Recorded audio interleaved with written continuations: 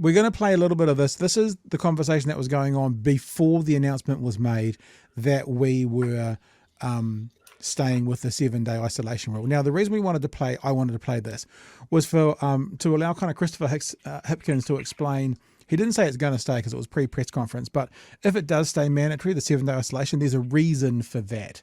So let's have a look at the conversation off the AM show from yesterday morning. Cabinet will make decisions on that today. It's always a finely balanced set of decisions. So we have to, on the isolation period, we've got to weigh up a number of things. We've got to weigh up the potential impact on case numbers. But we also do weigh up the impact on employment and on the labour market. Yeah. So one of the challenges here is if you have to isolate, then obviously you can't go to work. That has a labour market implication. But on the other hand, if you go to work with COVID-19 and you give it to a whole lot of other people, that can also have a labour market implication.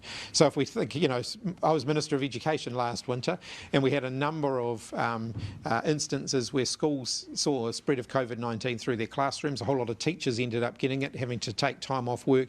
And in some cases, schools struggled to stay open during that time, which meant parents ended up having to take more time off to look after their kids. So these are all the kind of things that we've got to weigh up and make sure we're getting the balance right here. So people can still... So again, once again, this is before the decision was made, but the conversation that he's putting out there is it's not just about getting back to business, because if you go back to business too soon, and Chewie's got a story to tell about this, and you infect more people, then that's worse for business. But now we go into the conversation, I think, about, why can't we just, she didn't say this, but this is what the opposition is saying, why can't we just trust people? Why do we have to make it mandatory? Melissa doesn't say this, but that's the theme. Still isolate, right, if they have it, and without it having to be a mandatory period? Or are you saying that actually, unless there is a mandatory period in law, people won't do it and we won't trust them to do that? Yes, that's what we're saying.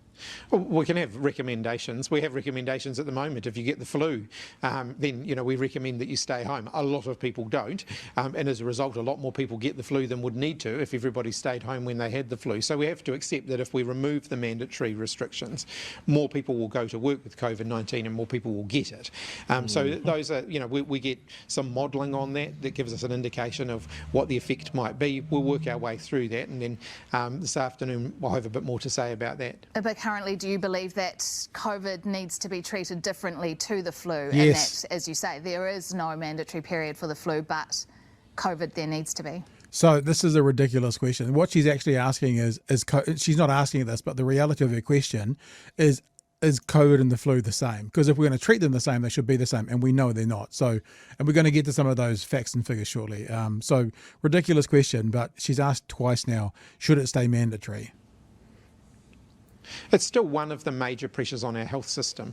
Whilst I know a lot of people now have moved on from worrying about the global pandemic on a day-to-day basis, the health system still deals with the reality of it on a day-to-day basis. It's one of the major causes of people being admitted to hospital, one of the major causes of pressure on the health system. So we do still have to factor that in, and of course we've got to factor in the fact that there are still vulnerable people out there who, if they get COVID-19, the results for them are going to be different for the results that the majority of us might experience. Now, the other thing, and they haven't changed it, so we don't have to actually think about it today, but if it then also wasn't law for the 7 days isolation, what does that mean for people and sick days and telling their bosses, I can't come in, I've got COVID, and the boss is putting pressure on? We're going to hopefully get to Easter trading laws today as well. And a lot of this comes down to this whole idea of shouldn't we just trust people, or aren't people worthwhile of trusting? And the answer, and sorry to be a bit of a Debbie Downer, is no. People are shitbags. People will do what they want when they want, and they won't think of other people. If there was no speed limit, do you think everyone would drive around at 50? It's a ridiculous way to think about it and to look at the world, that we can just trust people to do these things. Because, I wish we could, but I think the evidence is fairly clear that we can't. Oh, you bring up speed limits. Like, does everyone stick to the speed limit? No, you can't trust people. You had to legislate it. You had to go, this is the limit, and if you go past it, you get, there's consequences, to coin a phrase. But yeah, I think the main concern is if you remove that mandatory stay home if you got COVID, then the first thing that happens is people don't get paid for staying at home. Yeah, so that's so that's a they concern. have to go to work. Yeah. There's pressure from their workplace. Then they're going into their workplaces. They're infecting their customers, their colleagues, all of that sort of stuff. And then it spirals. And as I keep banging my head against the wall, you look at the daily chart. Well, it's not even daily these days anymore, but on the Ministry of Health website, we've still got an enormous amount of daily infections. And it's going you up. cannot trust someone. And the results we're seeing aren't necessarily the accurate results, as we know, because people are underreporting or not reporting at all. But the reality is, as a worker, especially the vulnerable workers, people on minimum wage, that sort of thing, they are the ones that will face the most pressure from their bosses to come in and work. And whilst there's a legality around this that they don't have to be at work if they're sick, we all know that if this is an entry-level job, if this is a minimum wage job that doesn't necessarily need a skill set to have, and anyone can do it, then it's like, oh, so you don't want to work public holidays for me? Oh, okay. Yeah, you've got a review coming up in 3 months. Well, that's fine. You don't have to by law, pressure. But you know what I mean? It's ugly. So anyway, let's also have a look at, this is actually again from last night, a little clip from News Hub as to what the opposition had to say about how we should cancel the isolation, the 7-day isolation. The opposition says mandatory isolation should have gone yonks ago, as it has in many other countries. I think we're at the place where we can take strong guidance, but I'm not sure we need mandatory isolation periods. This government's been treating adults like children for far too long.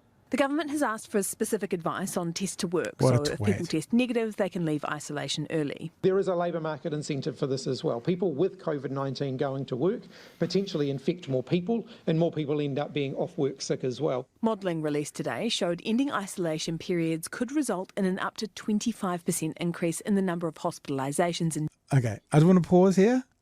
Right, so what Seymour and Luxon are actively saying, because if they want to get rid of isolations, what they're saying is the isolation laws are not as valid as 13 to 25% more hospitalisations and deaths. We're happy to have 13 to 25% of more people either be hospitalised and die if we don't have to isolate for 7 days. So here's your choice. Isolate for 7 days and save 13 to 25% of people going into hospital or dying, or leave whenever you want and have more New Zealanders in hospital, more pressure on the health system, and more people dying. And they're choosing, let's leave early. Let's leave early. I've got 2 seconds. Let me just see if there's anything else, because there's 2 seconds to go. This might be the end of it anyway. Deaths over the next 6 months. Oh, that is it. So that's over the next 6 months. Yeah, sorry, you go, Chewie. I was just going to check. We've already compromised on isolation. Remember, it was 2 weeks, and then they're like, "Oh, we can drop it back," and that was against what the advice was. I remember we had Anna Brooks on, and she was like, "You're still infectious at day 7." Yeah, well, this is one of the questions we want to ask. So, if you're within that 7-day period, I'm assuming, look, I'm okay with this concept of it's a 7-day isolation or until you test negative. As long as on day 6, if I'm negative, that means I'm not infectious. If that's the case, sure. So I don't actually know the law right now, so forgive me for being a moron, but if what it's saying it's 7-day isolation no matter what, I mean, I've heard of kids who can get rid of it in 5 days. My 14-year-old, we think was asymptomatic, and we think she probably had it for a couple of days before she tested. Her 7 days might actually mean 10 days because she wasn't tested yet. So is it when they test negative, or is it the 7 day? Do we do the 7 day anyway, even if they're testing negative? That's a part of the conversation. But to just cancel isolation, that's basically saying, and Chewie will tell us a story shortly, that anyone turns up on day 3 of their isolation into a shop and infects a bunch of people. Let's just quickly do this last story before we head off to Anna, who's just joined us and is in the green room. This was on RNZ this morning. Christopher Luxon only spent a week in isolation with COVID-19 because it was mandatory. What a prick. So he only did it because it was mandatory. National Party leader Christopher Luxon said he would have physically gone back to work earlier than 7 days after testing positive for COVID-19 if it was not mandatory to isolate. Luxon caught COVID-19 a second time in March, saying it was 2 or 3 days of really, heavy flu. But then I was rat testing each day. The last 3 days I was negative, and I was quite capable of coming to work, and And so, I just think we need to move on. Now, there's two things. When you test negative, can you leave? But the second one is if you cancel isolation, that means Christopher Luxon or anyone could have not isolated at all if they had chosen to. So we do need to double check on that. I was quite capable of going back to work, and we need workers back in the workforce. He's trying to consider himself as a fucking worker. Good one, board member. You're going to say, Chewie? Do you remember what he looked like after he got COVID? He was all puffy. Dude looked like he was dying. Yeah. Like he looked like death warmed up, and how he's going, day 3, I was fine. I was out bloody chopping wood and wrestling wildlife and stuff. But we need workers back, Chewie. We need workers back to serve our groceries and stuff. And that's why he wanted to go back to work, because supermarket workers needed to go back. So Luxon needed to go back to work, whatever the fuck that means. Anyway, you see a larger increase in this is some of the experts, right? You see a larger increase in those hospitalizations and death than the increase in transmission in the short term. Co-lead of the study, Dr. Emily Harvey, told Morning Report on Wednesday, assuming New Zealanders follow the advice, this is the numbers I wanted to put out, following the advice to isolate, even if it's not mandatory, and the increase in transmission is only boosted by 5%, the modelling suggests it would result in 25% boost in hospital admissions and 15% more deaths in the following 7 weeks. The central estimate, 10% more transmissions would see 55% more hospital admissions and 34% more deaths, while a 15% transmission could end in 90% more people in hospital and 56% more deaths. And that was assuming no change to the virulence or of transmissibility of the virus, nor seasonal effects, for example, becoming easier to spread in winter. Last part of this article, we won't go to that, but we might come back to that at the end, because we'll go have a chat with Anna, because this is also talking about what the experts say. So the experts are kind of all saying, yes, please, right? So I'll paraphrase that by saying the experts are all saying, thank the good Lord we're keeping the 7 days. And then it goes on to say this, the article, but the opposition wants mandatory isolation gone. We don't have that hero complex of going to work sick. That's what we've learned through COVID, Luxon told Morning Report. So I think we need to trust the New Zealand people, give them strong guidance. We don't need mandatory isolation periods. The one good thing from this, Chewie, is I now assume that Christopher Luxon is pro-cannabis, because we just need to trust the New Zealand people, give them some strong guidance, and we don't need to have cannabis off the table. Do you think, because if we're going to trust the people, this is the thing, yeah? If we're going to just trust the people to make the good decisions, why are we stopping at isolation? What about everything else? I've heard good things about meth.